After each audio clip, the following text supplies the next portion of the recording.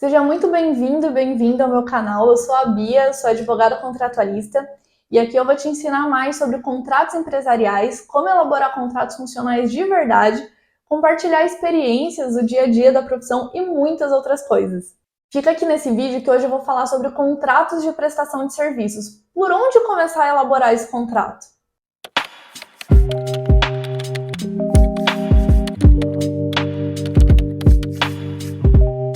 Primeiro, antes da gente começar a falar de contrato, você precisa pensar: eu realmente sou um prestador de serviços? Eu me encaixo nessa qualificação? Ou se você que está aí me assistindo é um advogado, precisa olhar, para a atuação do seu cliente e pensar: o meu cliente é um prestador de serviços? A gente pode definir um prestador de serviços como uma pessoa física ou jurídica que oferece atividades específicas em troca de remuneração.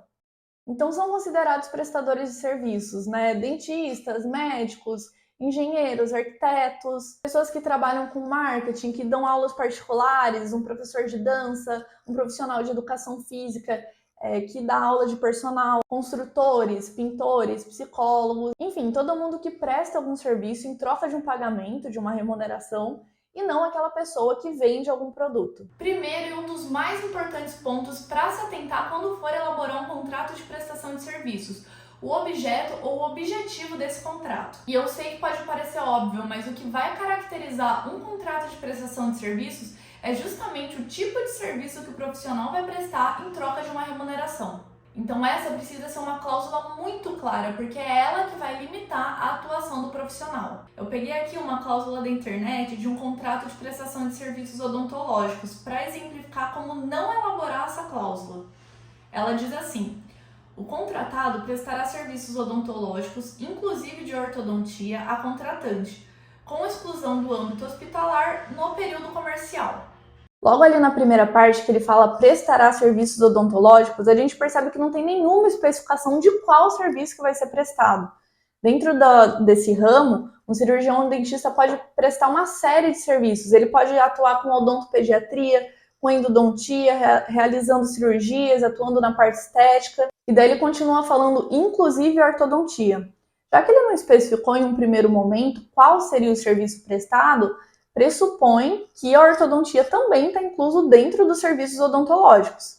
Se fosse especificamente serviços de ortodontia, eu não colocaria ali, não utilizaria a palavra inclusive, mas sim trocaria por especialmente ou especificamente ortodontia. E claro, colocaria qual serviço exatamente e qual tratamento dentro da ortodontia que vai ser realizado para limitar ainda mais a atuação. Pois ele continua ali falando, com exclusão do âmbito hospitalar.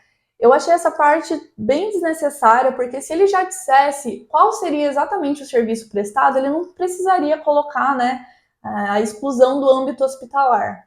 E ele termina ali falando no período comercial. Eu também acho desnecessário colocar o período de atendimento no objeto, no objetivo do contrato. É uma cláusula que normalmente eu coloco nas disposições gerais e também não coloco algo tão abrangente no período comercial. Normalmente o período comercial é ali das 8 às 5, mas às vezes o profissional pode atuar das 9 às 6, das 9 às 5.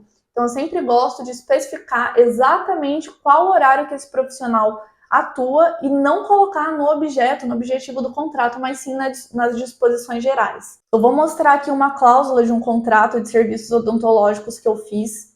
Eu coloco lá qual o objetivo deste contrato. Eu sempre gosto de colocar uma pergunta e não fazer só do objeto, do objetivo. Eu acho que fica mais didático dessa forma.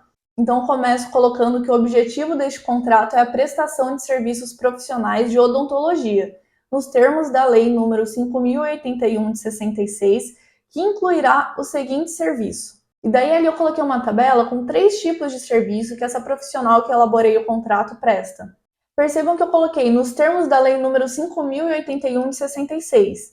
Eu acho muito importante sempre colocar a lei que trata dos serviços de cada segmento, porque isso, além de demonstrar um profissionalismo ali do prestador de serviço, também mostra um conhecimento e um amparo legal. Eu também coloquei ali na tabela os serviços que essa profissional presta, então, dependendo do tipo de cirurgia que ela vai realizar, ela consegue colocar um check ali na frente do serviço. E se você atua em uma área que tem termos muito complexos, você pode explicar o que significa cada um deles dentro de um glossário no próprio contrato. Dentro dessa tabela, eu coloquei as principais cirurgias que essa profissional faz, que é a gengivoplastia e a exodontia, que é a extração dentária. E na última linha eu deixei outra cirurgia odontológica, porque pode ser que ela precise realizar outro tipo de cirurgia com o paciente contratante, só que para isso eu deixei um campo para ela preencher exatamente o que será feito. Justamente, mais uma vez, para a gente limitar a atuação desse profissional e não ter um contrato cheio de brechas que depois esse paciente contratante vai questionar. Dependendo do serviço, eu gosto de criar também uma cláusula de especificação dos serviços, onde eu vou colocar ali o passo a passo de como o serviço vai ser prestado. Qual o prazo, em quanto tempo o serviço vai ser prestado, quais são exatamente as etapas. Eu usei aqui como exemplo um contrato de prestação de serviços odontológicos, mas é claro que essas questões do objeto, objetivo do contrato, se aplica a diversos segmentos. Por exemplo, um médico que atua com cirurgia plástica. Qual que vai ser a cirurgia realizada, em qual parte do corpo, se ele vai colocar, por exemplo, uma prótese. Se já tem definido qual o tamanho dessa prótese ou se vai ficar a critério do médico no momento da cirurgia. Se é um profissional que atua como pintor, se vai ser realizada uma pintura simples, se é uma pintura de cimento queimado, se tem algum relevo, ou se ele vai ter que realizar a pintura em um muro chapiscado, quais os cômodos em que vão ser realizadas essas pinturas, se é uma pintura externa ou na área interna, incluirá a pintura do teto, de portas, ou só das paredes mesmo, ou então no caso de um engenheiro ou arquiteto, se o serviço contratado vai incluir a aprovação do projeto, a elaboração, o acompanhamento de obra, ou só um desses serviços. Outra cláusula muito importante é que vai falar das obrigações das partes. Eu sempre gosto de colocar que o profissional contratado se compromete a utilizar técnicas e materiais adequados para a execução do serviço e também que ele se obriga a prestar todas as informações que ele julgar necessárias ao cliente contratante. Já na parte das obrigações do contratante, importante colocar que o contratante se obriga a prestar todas as informações necessárias e verdadeiras ao contratado, ou ainda fazer a entrega de todos os documentos necessários solicitados pelo profissional contratado.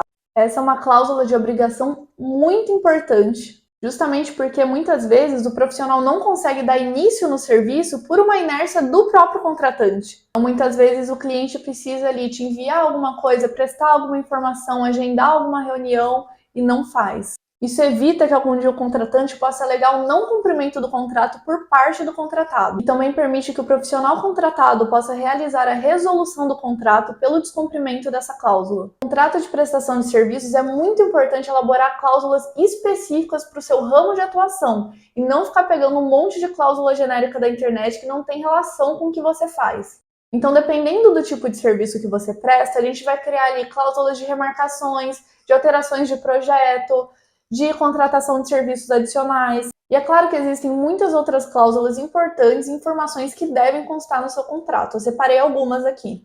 O prazo do contrato, o preço, forma de pagamento e possibilidade de reajuste, rescisão contratual, multa contratual, a possibilidade ou não de subcontratação, como será realizada a comunicação entre as partes e também uma cláusula falando sobre a Lei Geral de Proteção de Dados. Muito obrigada por assistir esse vídeo até o final. Clica no joinha aqui embaixo se você gostou e se inscreve no canal que eu vou postar muitos outros vídeos falando sobre contratos para vocês.